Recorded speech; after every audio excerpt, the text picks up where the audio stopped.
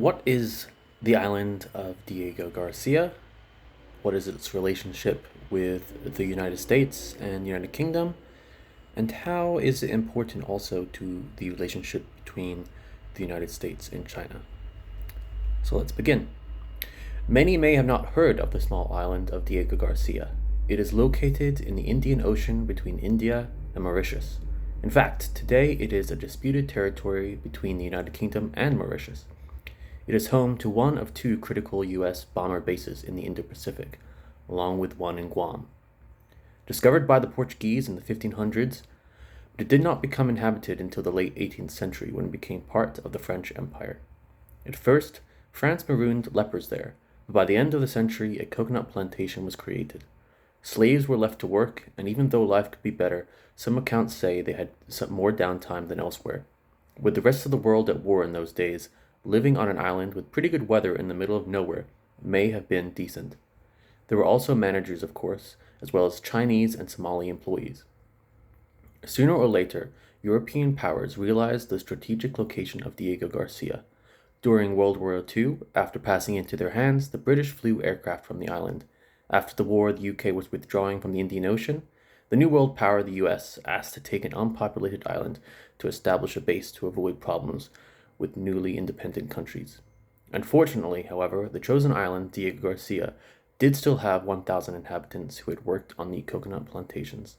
The Chagosians, as these people are called, were removed from the island. If they remained, they were only allowed restricted food and medical supplies.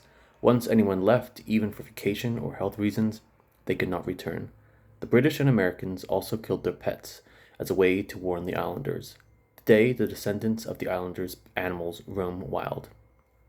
Thankfully, in 2006, the Chagosians were allowed to visit the island for the first time to tend the graves of their ancestors. In 2017, the UN voted to have the island's case referred to the International Court of Justice.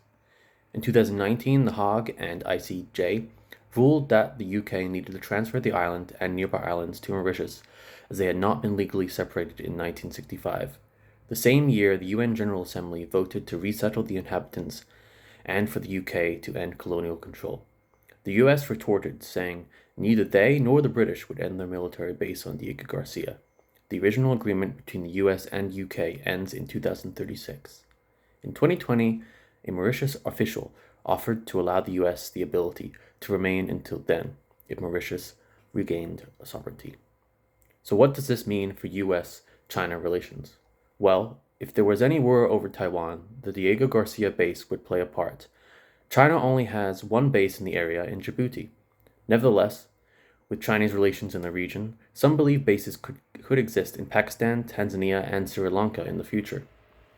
UK conservative Daniel Kowinski believes that China could be given the islands of Mauritius if Mauritius gained control back.